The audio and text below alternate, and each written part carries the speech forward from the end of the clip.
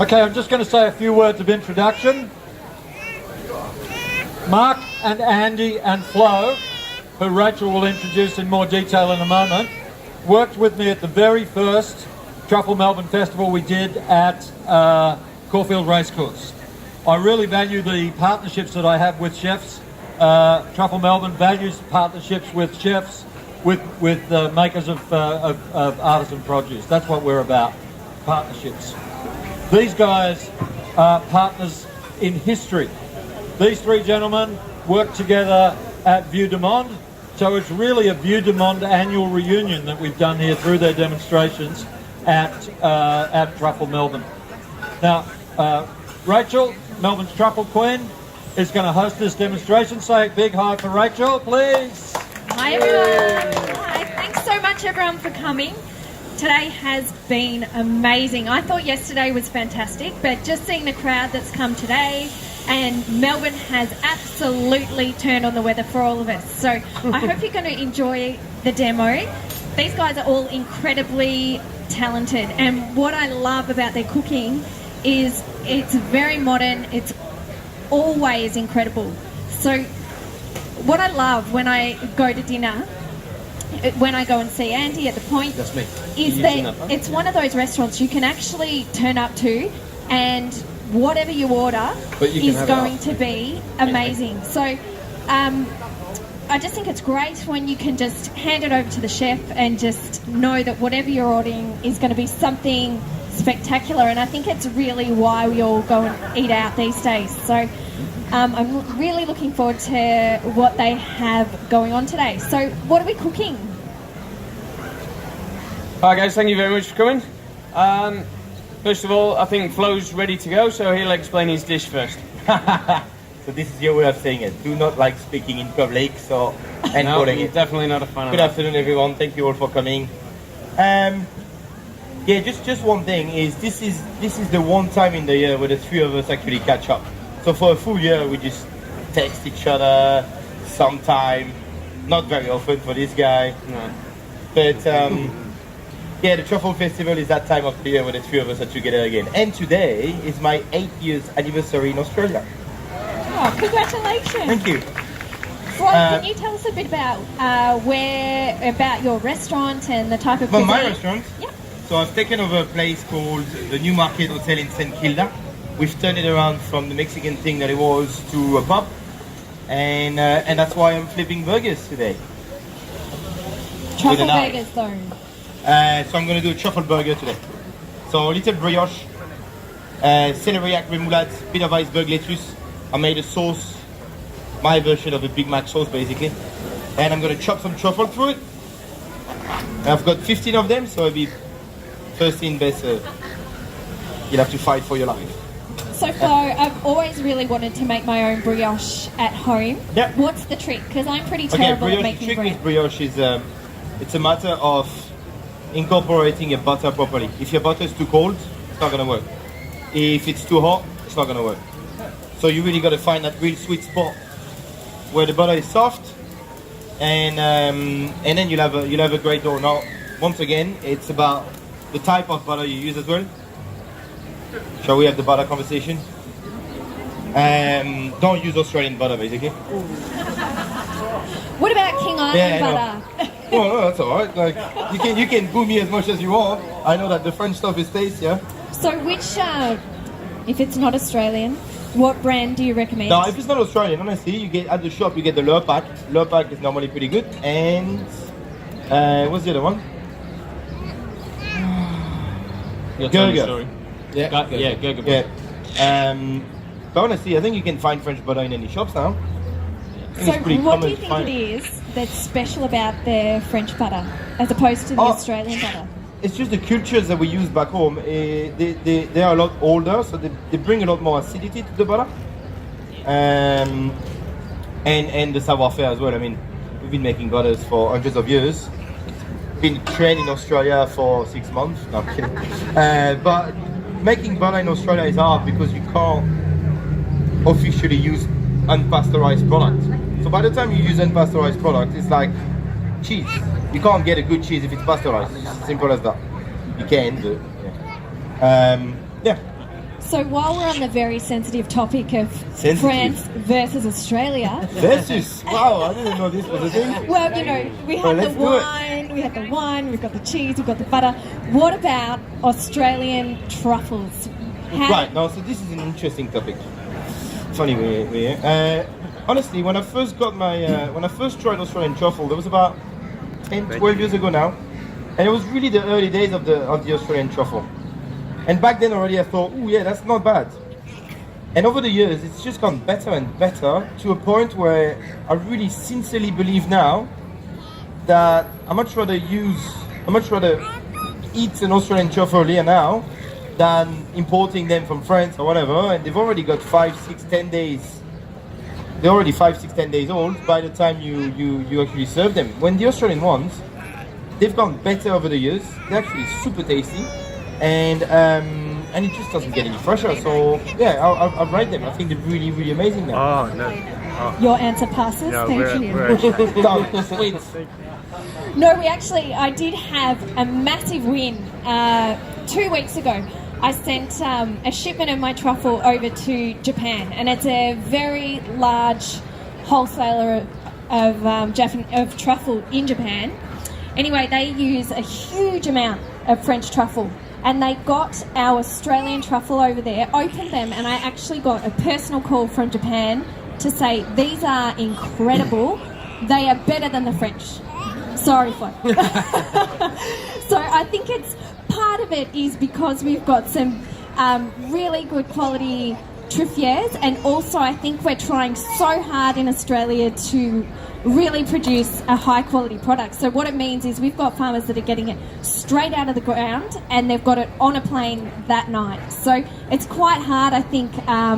In Europe, you've got a whole lot of little truffle hunters who are going around and they're finding the truffle and then they sell it to someone, and then that's got to go to a big distributor. So by the time it actually gets overseas, it might not be as fresh as Australian truffles. But it's very good because it means we're getting a really big name overseas as well.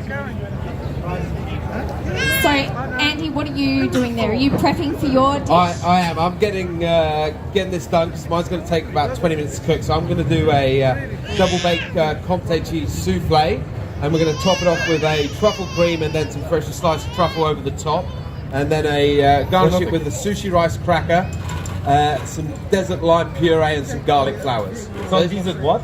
Sorry? Desert what? Desert lime? Desert lime puree. Please tell us more about the desert lime.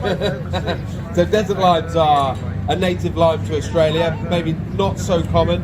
I think the ones that are coming through now are finger limes that you're seeing everywhere. They've got all the different colours. They're about the size of your finger. Pop them open, you can squeeze them out, and they're all the little pearls of lime juice. But this is a desert lime. It's small. It's probably about the size of a currant. They're yellowy green in colour, the richness of this dish. But what I'm doing here is I'm just making a roux, basically. This is a dish that all three of us at some point when we would have done our training would have learned to do. It's a very basic double baked souffle. I think at college we would have all learned how to do this. So we've just basically taken equal amounts of flour and butter, cooking them out, bringing it together, and then we're going to add a touch of milk, slowly, to make a nice bechamel. There you go. And Andy, I noticed you brought your cheer squad today. We've got Andy's beautiful wife in the audience and his gorgeous little son Harrison as well. They're at the back there. Wave, Rebecca. Woo. Daddy's a star. So, what are you doing a bechamel? Yes, so I'm just slowly adding the milk now to our roux. Just a bit at a time, otherwise we don't want it to go lumpy. So it's slowly we do this, incorporating the milk into the flour and the butter there. Mark, you're managing to be very quiet. I'm doing my best. I'm trying. He's avoiding any speaking at all. Why don't you tell us a little bit about your restaurant and your cuisine? Okay, so at the moment I'm working at a restaurant called Teatro. It's on Southbank, and it's a mixture of Italian and Spanish. And today I'm going to be using some Western Australian live scallops from Rottnest Island. with celeriac puree, apple, and an apple jelly. Do you want me to start going? By all means, mate. By all means. You alright? You need a hand? Or No, no, I'm fine. Thanks, mate. Alright, so we got these beautiful large scallops in, Western Australian. So you don't very often see them in the shell in Australia, but they're very, very easy to open. So you hold the flat side facing away from you, and the muscle is always there. So just using a knife, scrape along the top of the shell, and they pop open really simply like that. Okay? So again, the muscle just underneath the scallop, and the scallop will just pop out like that. So what are you looking for when you're choosing your scallops? The fresher the better. You always want to smell it. It should smell very, very sweet and of the sea. And that's your best indication, really. Of the sea. Of the sea, yeah. Thanks, Andy. All right. Now, the only bit you can't actually eat is the black food sack, the coral, and all the roe. In the restaurant, we chop it up and make a chorizo exo sauce, which we actually serve with these scallops. Okay, so you just remove the scallop from the roe. Where the muscle is, you just peel it all the way around. And there's your scallop. That we don't need. Do you have any suggestions of where the best places are for everybody to get their scallops? Not everybody has your supplier, so what are some tips? That's good.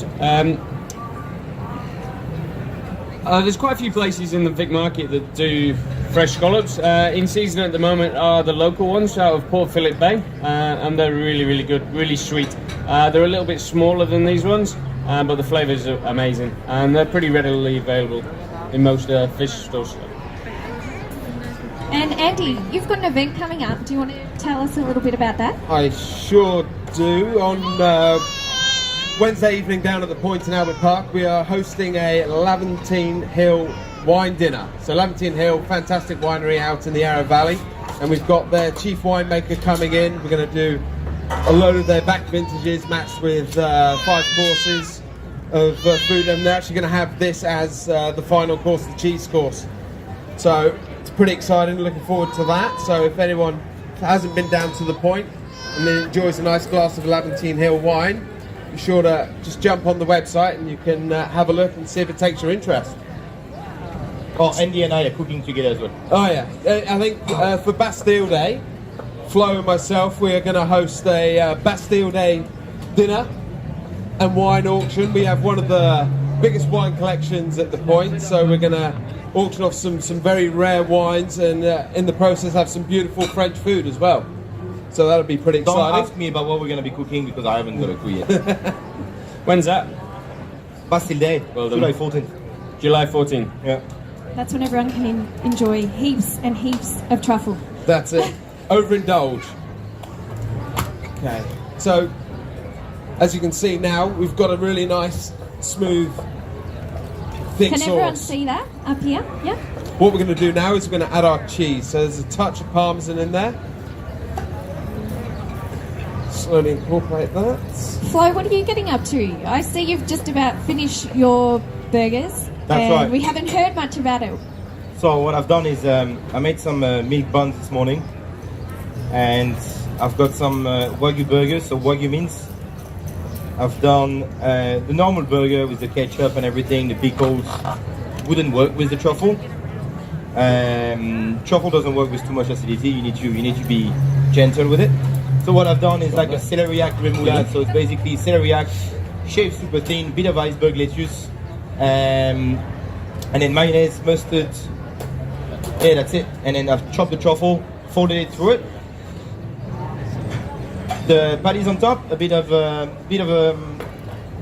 cheese on top, and that's it. It's ready now. About 2 minutes. And so truffle goes really well with Wagyu because it's got loads of beautiful fat marbled through it as well, Flo, isn't it? Yeah, that's right. Yeah, and like we said earlier, anything with a bit of richness is always, you need the richness. You need something rich to carry the flavor of the truffle. So the richness here is the bun, the mayonnaise, the Wagyu meats, just to make sure there's enough fat to help it out. And a spoon, I need a spoon. Mark, you've just sprinkled some salt on there. Yes, so by the powers of magic, here's some scallops I prepared earlier. I've just seasoned them with a little bit of rock salt and just a touch of oil. You don't need too much oil when you're cooking scallops. Would you use a bit of truffle salt if you had it, do you think? Or do you prefer just plain salt? I would probably, if I was going to use truffle salt, I'd use it at the end, so it doesn't lose the aroma. And you've got, is this apple going in as well? Okay, so we've got some fresh apple, the truffle that will garnish on the top. Now we've also made a celeriac puree. Celeriac is my favourite vegetable. I love it. It's so versatile. You can do so many things with it. It makes the best purees, soups, roasted. Everybody should use celeriac. So with this, we've made a puree. So we've diced it very, very finely, sweated it down with a touch of butter and a little bit of cream, and then pureed it till it's smooth. And I'm going to do some batons as well. So it's very, very, very nice raw. To go with the dish, I've also made an apple jelly. So it's Granny Smith apple juice with a little bit of agar-agar, which is a seaweed gelatin. Boiled it up and set it, just to give the dish a little bit of texture and sweetness.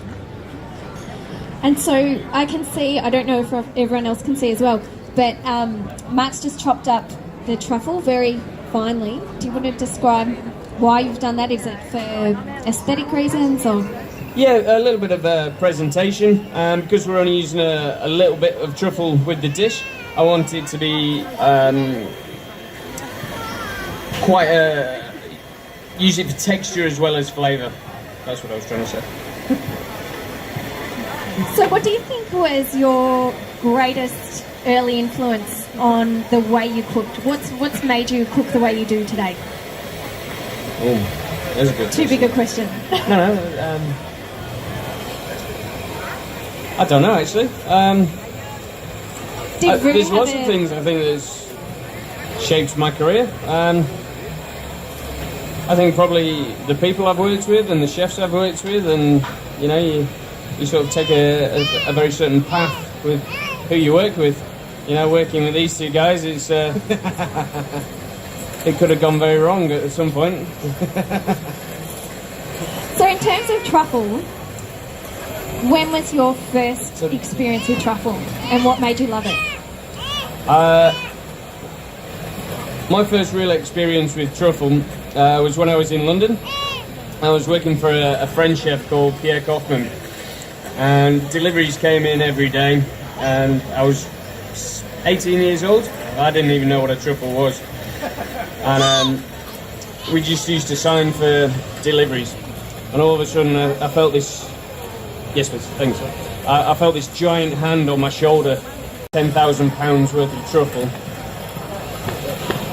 Were you supposed to sign for it, or did a certain supplier take advantage of you?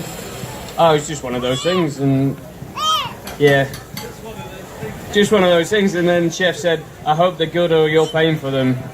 Yeah.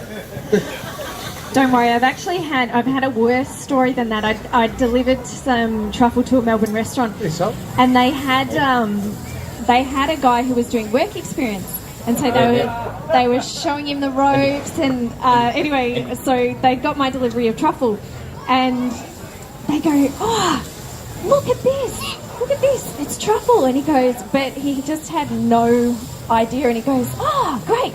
Anyway, he's grabbed this truffle and actually just taken a massive bite out of it like an apple. But the funny thing about truffle is, unless it's cooked or you've done something with it, it actually just tastes a bit like a bland nut. So then he's gone to do a bit of...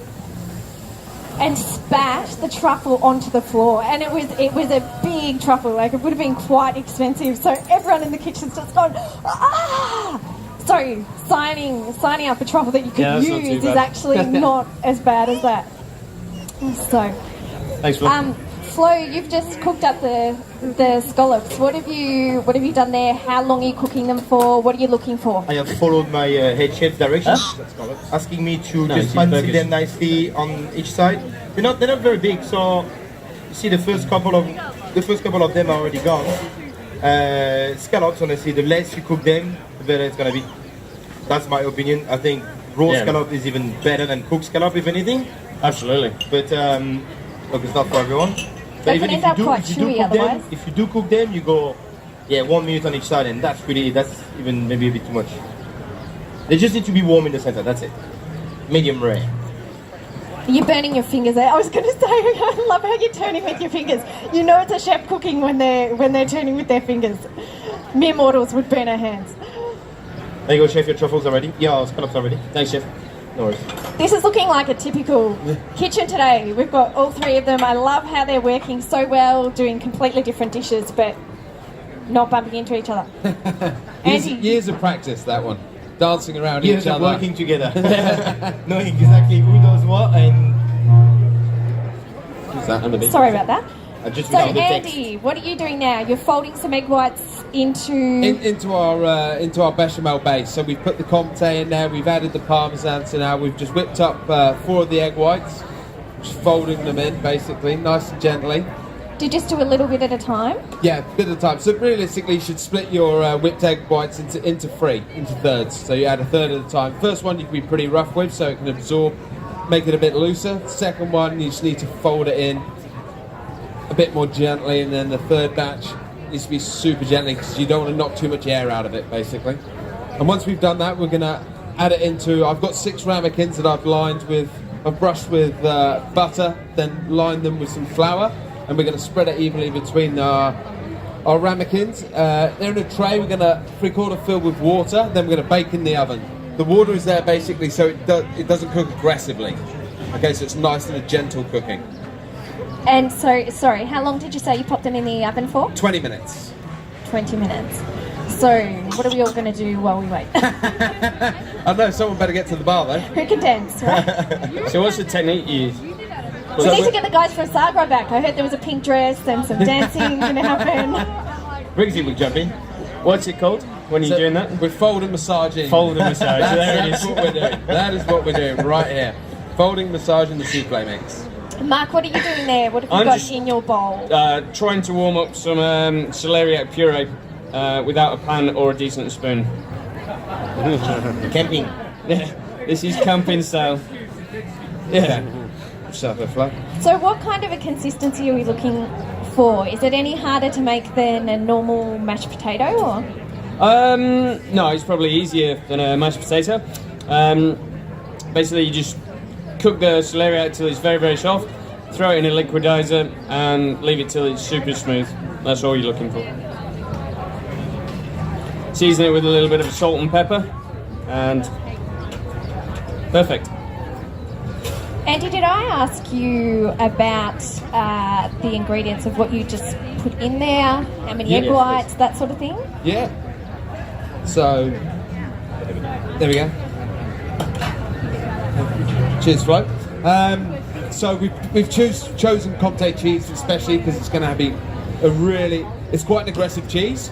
So by the time it's been mixed, diluted with egg whites and the flour, the butter and the milk, it's going to really shine through the flavour, and it's also going to work really, really well with the truffle. Something really nice and poignant. If you think of making a truffle risotto essentially has a lot of cheese in there, and you emulsify a lot of butter in there, and it's a classic combination. So that's why this is going to work incredibly well.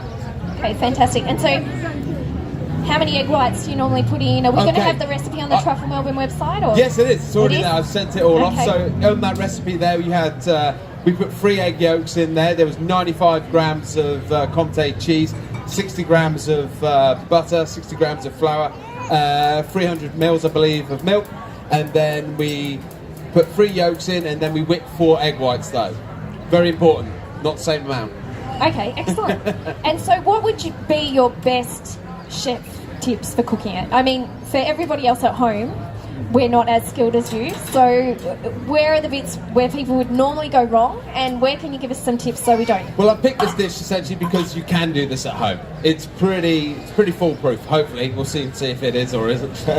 But yeah, as soon as you say souffle, people get a bit scared. They're afraid, especially with doing sweet ones. You're going to whip egg whites and things like this. This you can pretty much all you got to do is whip plain egg whites until they sit nicely, and that's it. There's no real stress about it. As opposed to when you do a sweet souffle, you've got to add your sugar, and you can under-whip, you can over-whip, and then you'll split your whole souffle. You'll have all kinds of dramas going on. This is pretty easy stuff. If anyone's seen Andy's Instagram account, you'll be very pleased that he's done something a little bit more basic for us, because it's pretty incredible. In fact, do you guys want to tell us what your Instagram handles are so that we can all look at the amazing stuff you do? Sure. I'm at Chef AMH Limited. Mine's dine@teatro.com. Mine is Flo Gerardi. Okay, excellent. So you'll see some really creative dishes there. I've got a little tip for truffle. Everyone is always under the impression that the thinner you slice them, better it is. I tend not to agree with that, because, and that's for anything really, not just truffle. If you have something really thin, really small that you have to chew on, it will never release as much flavor than if you've got something a bit chunky, a bit thicker, or bigger, that you're actually gonna have to chew on, and then it's gonna pop. The flavor is then gonna pop out of it. And for truffle, it's even more relevant, I think. So I used to always just shave really thin on top of something, and I kind of stopped doing that because it just doesn't do justice to the truffle. So I'm more inclined to do things like little cubes or little buttons, or but something where really chewing on is important. And that's, like I said, that's not just with truffle, that's with anything. Like everything doesn't have to be cut really small. You actually lose flavor. Flo, is that just because Mark signed off on a massive box of truffle and you just had to use it, so you had to use bigger slices? It's how you justify buying so much, isn't it? Exactly. Yeah, that's right. Why would you use 2 grams when you can use 15? Exactly. All right. Well, I think we're ready to start eating that. Are we? Yeah, before they get All right, cold. well, we won't, so we There don't is want the- anybody up on the stage. There's What 10 we of them. might do Now, right. is, how about we Cut them in ask half, Flo. a couple of truffle Them questions, such a since we size. have truffle lovers Cut them in here. half, mate. Hey? Cut them in half. Um, Cut them in half. All right. Or should we ask some questions about the dish? Let me see. All right. How about, first up, what kind of vegetable is this? Yeah, do you want this pen? No calling out, that's cheating. Okay, so you can come and grab one from the edge of the... sorry, madam. You can come and grab one from the edge of the stage. Okay, now maybe a more truffle-related question. What do we call the black truffle? What's its scientific name? Yes. Tuber melanosporum is the correct answer. So yes, come up and get a burger. Oh, we're not allowed on the stage, we've been told, because we've been mobbed by everybody. So, guys, what are some other questions that we can ask? Flo, they're your burgers. How about we ask you think of some questions? Tu peux, mais ça va être super What galère. about, okay, Vu qu'ils sont coupés en deux, ça va être super galère. why does Let me truffle just finish pair well cutting. with Wagyu? Sorry, that was the fat. Excellent. So, Brioche, everyone is for brioche, yeah? So why brioche? Because of the butter, once again. Meat buns are good, but let's be honest. so who won that one? You Flo, did. come on, get on with the questions. And we now have 20 mini burgers ready. The magic of splitting things in half. There you Andy, do you have a question for us to win a burger?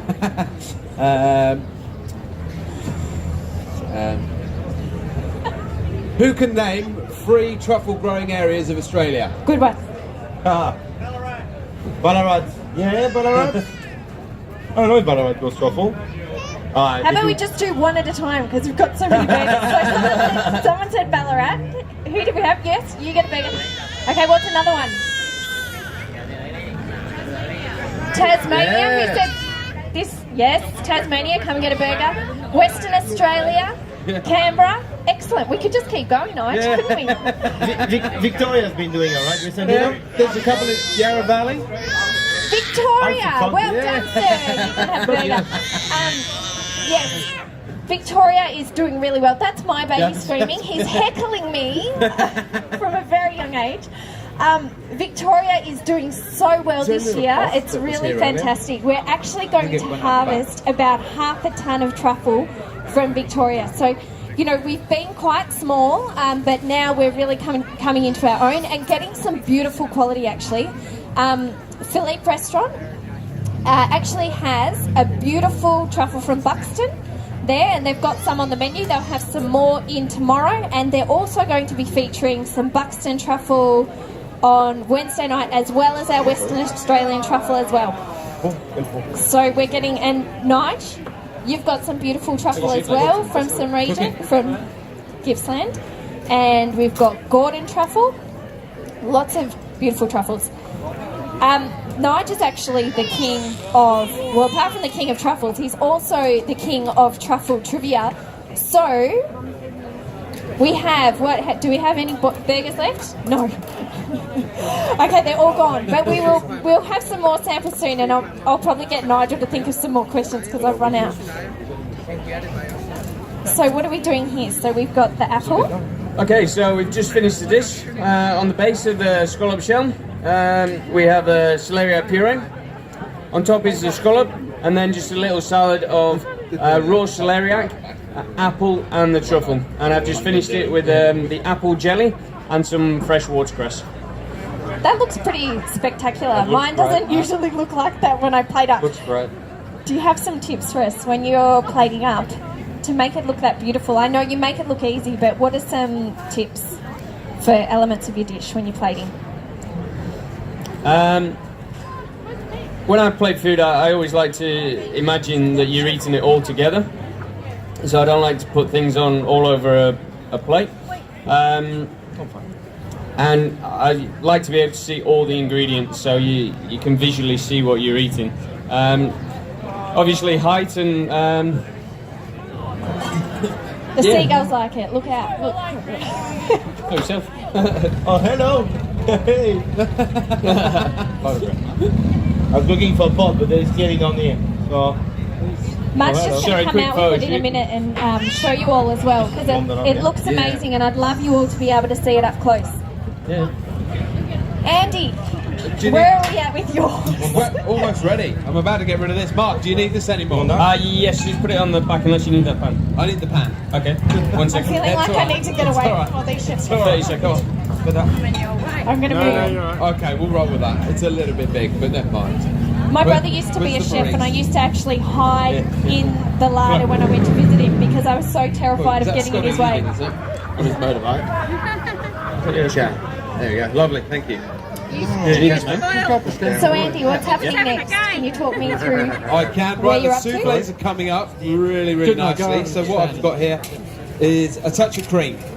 So that has been already reduced down because I'm organised. And what I'm going to do is I'm going to need some truffle and I'm going to need a microplane. Okay, truffle we have. Surely we have some truffle. We have a lot of truffle. There's one thing we do have, and that's truffle. Lovely. Do we have a This is microplane? chaos. We normally just have, one chef. I'm not used to the 3 chefs all at once. Okay. So, All right, look at those. They've come up really nicely. How long were they in the oven for? So that was... my next trick I'll juggle. Alright, so we'll just take some truffle. We're going to add it into our reduced cream. and you're using a microplane there. Why do you like using a microplane when you're putting into some cream? Because we're going into cream, I want the heat to be able to touch it on as many surfaces as possible, so it'll expose as much flavour as possible. And I suppose as well, when you're sort of plating up, you're not going to have one chunk of truffle here and one chunk of truffle Well, there. no, this is only the first stage. We're going to put slices of truffle over the top as well, because we're going to have heat from the souffle. It's going to permeate up through the actual truffle, so everyone's going to get a lot of really good nose That on just it. sounds like my type of dish, like truffle on truffle, And with some cheese. more truffle. And cream. Yeah, all the good stuff. All right, so we'll crank that up a little bit, get some heat. Yeah, get you it won't to find the- this on a Weight Watchers menu or anything. No, definitely not. Definitely not. This is for. And it's definitely not gluten free. No dairy. Honey, just Okay, left the- it's going to be a little anything bit free. of truffle salt in there as well, just helping along the way. Yeah, I've got the normal So one, this is, which I think is seeing what I'm the doing, and the amount of cheese in here, cream here, it's going to be very rich. That's where the desert lime is going to come in really, really important, because it's going to really cut through it and make it a bit more digestible. big one. I wanted to ask you about the desert lime actually. So what do you think of Australia's indigenous ingredients? I And expect- when did you start using them? I think it's fantastic. I've been using them now for about a year. I use as much as possible in the restaurant. I think it's really good to introduce the general public to these flavours that are out there and available. So many people neglect them, don't use them, and it's stupid. It's madness to me. I can't believe we've been trying to create finger lime out of liquid nitrogen when it just grows from tree. Makes no sense at all, does it? Silly, silly. So a lot of people may not have used them before. So Yeah. what would you be looking for if you're looking for a ripe one? Where can we find them? Can we get them here at the market? I'm sure I'm pretty sure, we I'm pretty can sure get them. that the Fresh Generation store would Yeah, have them. it's If right anyone, there. it would be Fresh Generation. Yeah, they'd have it. And the other good thing about it is frozen is also good to use. It's all about the flavour there, and you don't lose the flavour when they get frozen, which is a really, really good testament to a good product. So they're in season at the moment. Yes, they are. They're readily available. And do you have any here Ooh. that we can look at, or do you just have? Unfortunately, I already have it there. But like I said, it's about the size of a currant. And you can see the colour of it, and they've got some real bite to them. Okay, so what did you do to it So to basically, get it to this point? Oh, shivers! It's I've okay. taken it, I've blended, I've added a touch of water just to mellow it down. I've blended it up, and I believe you were talking about agar earlier, Mark. Yes. So Yes. I've used the same again. I've added a touch of agar, which is a seaweed extract, which is a setting agent, rather than using gelatin. And basically, I've added a bit of that to it. We've warmed it up, so it activates it, and then we've poured it into a container, so it sets like a jelly. And then once it's cold and set, we'll take it, break it down, put it back into the blender, a little touch of liquid to help it, to make it fluid, and it's what we call fluid gel. So basically what I can do is pipe onto there, Can everyone see this? and it will hold rather than just slop everywhere. So that's what you call a fluid gel. So, A flow gel, a fluid. Floater. You wish, So- my friend. You choose to use the seaweed version, agar, Yeah, instead of normal gelatin, correct. and that's because Vegetarians. vegetarians. Okay, Very simple. excellent. So, but that's the only reason. It's not anything Well, about you the don't- consistency or. No, not really. Okay, let's see if we can, how we're doing here. All right, we're ready to go. I'm going to tip one of these out. I didn't have a big spoon, so I got 3 small ones. Can everyone see what Andy's doing here? Okay, so in we've the just mirrors. turned the souffle basically upside down. It's really fluffy and light. What we're going to do next? Oh, the spoon. There you go. There you go. You got 3 little ones to make a big one. No, if you join them together, you get a big one. Okay, don't worry Check this about out. it. Don't worry. We'll take some of our reduced cream. Yeah, this is going to be fun. Oh, give me 1 spoon. 1 spoon will do. We won't overdo it. All right. What was that We about only have indulgence? the best for you guys today. Well That's prepared. all right. That's okay. So we'll do that. We're on a slight lean as well, I can see. How's that smelling? It smells stunning. Absolutely. Oh, lovely.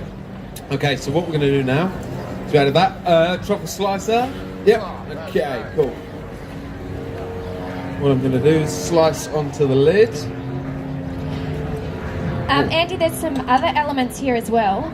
Yeah. Okay. So essentially, what we do is we take sushi rice and we overcook it, so it's really, really gelatinous. And then what we'll do is we'll blend it up using a liquidizer. And to achieve this, we use a piping bag. We'll pipe it onto a tray and we'll dehydrate it overnight. And then you take them all out the In a dehydrator. Well, Or- a low oven at about 80 degrees, basically overnight. And Because it looks like pork crackling. yeah, it does. So what you're doing is you're removing all the moisture from it, bar just a little touch.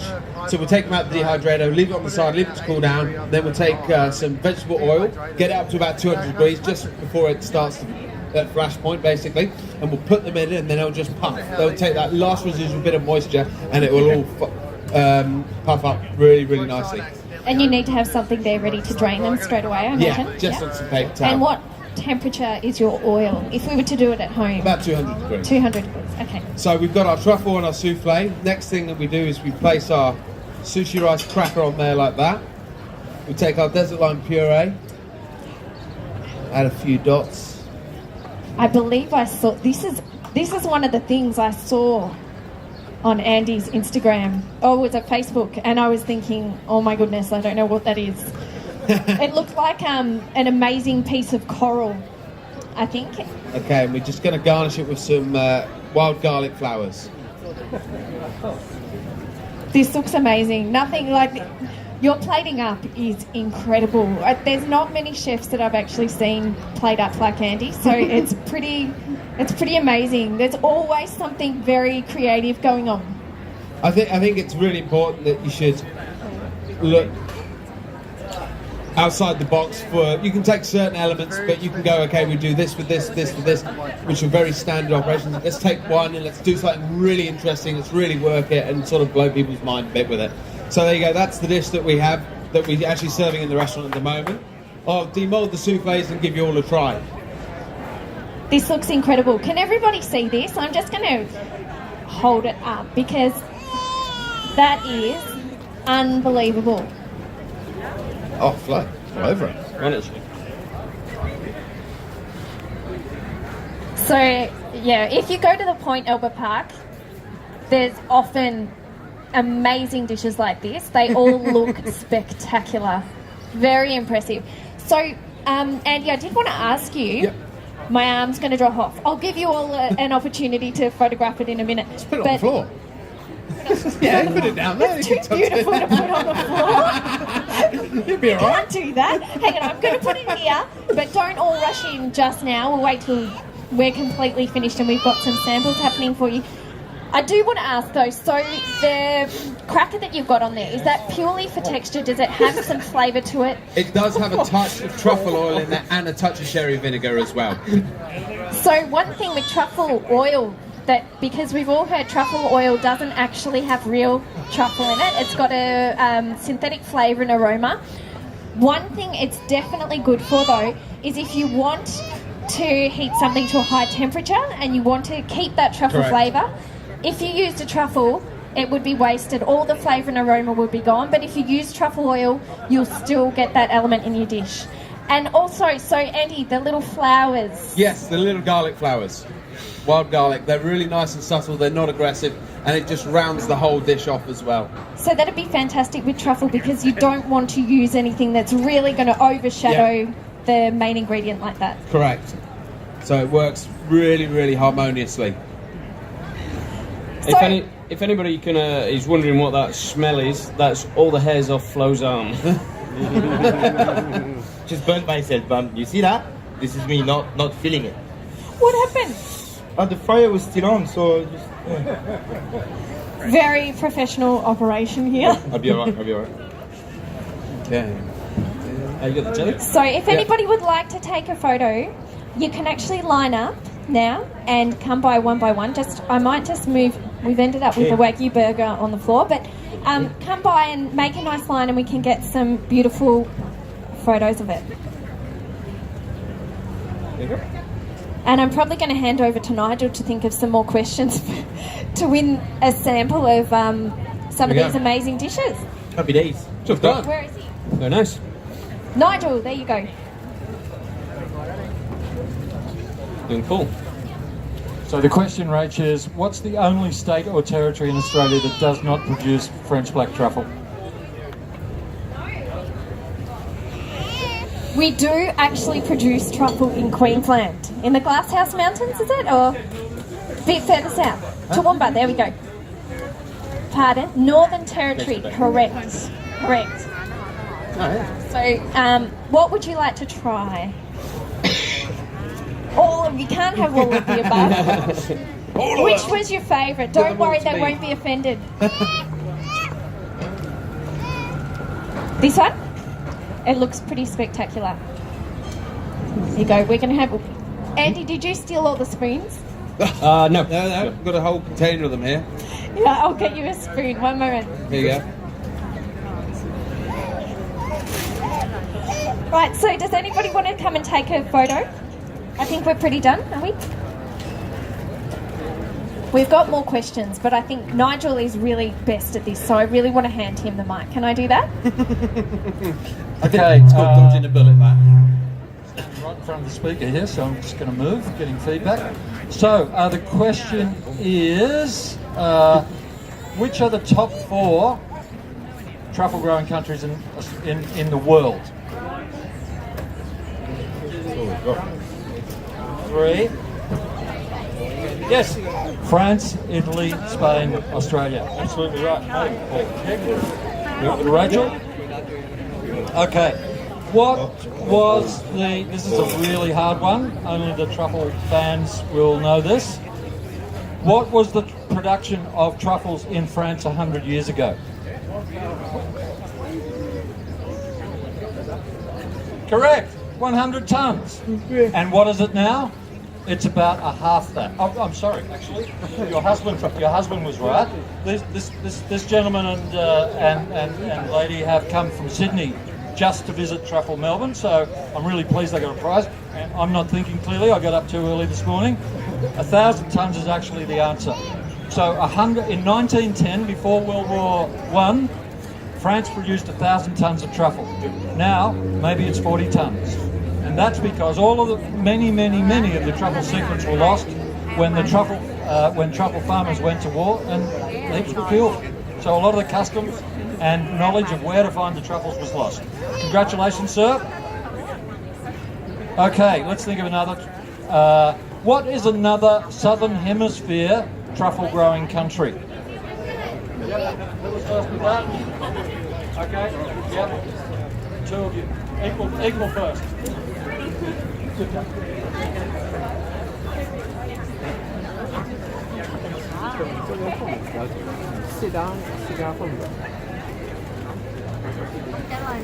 Okay, really pressing me on the truffle trivia.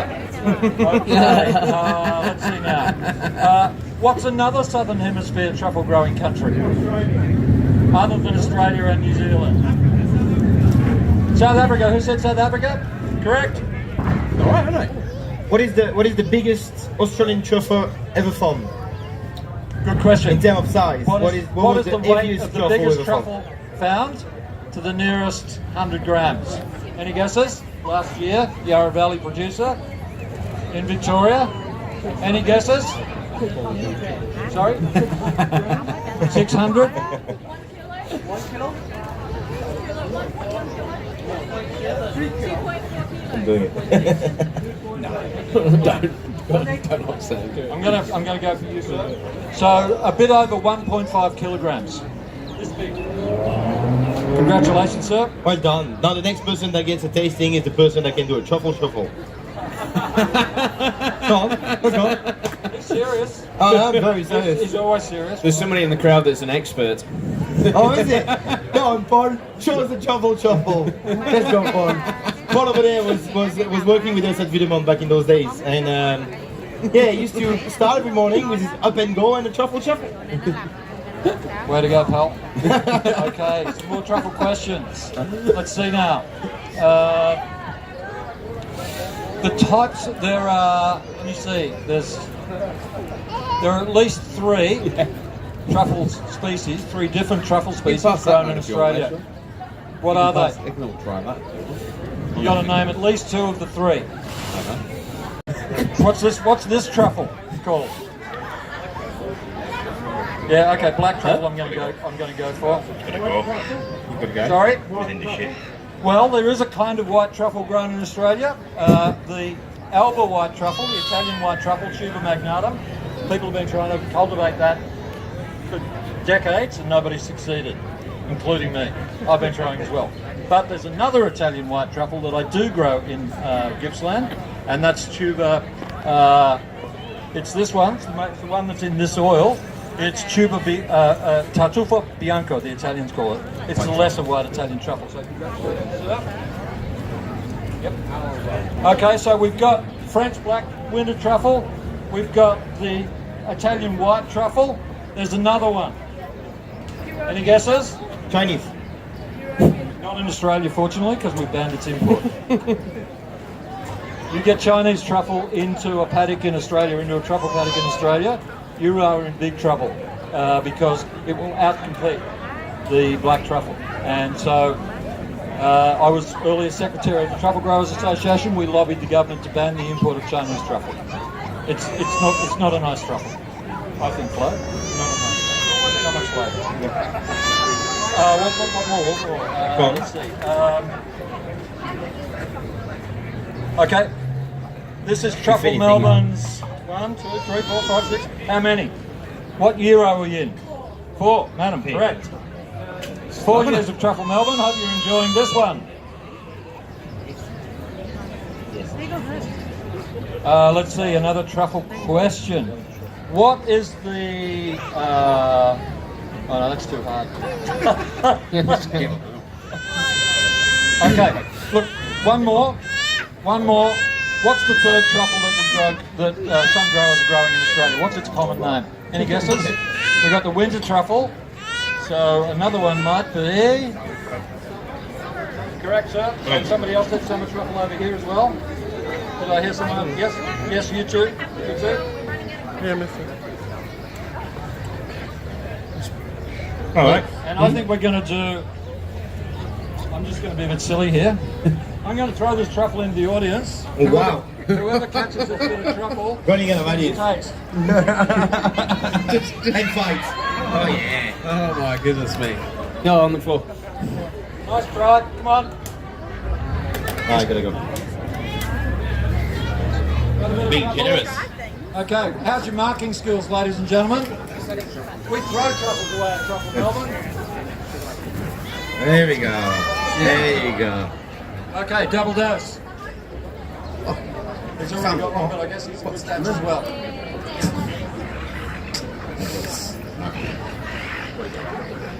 Okay, guys, I'm just going to pick at random. How many more dishes do we have? Lots.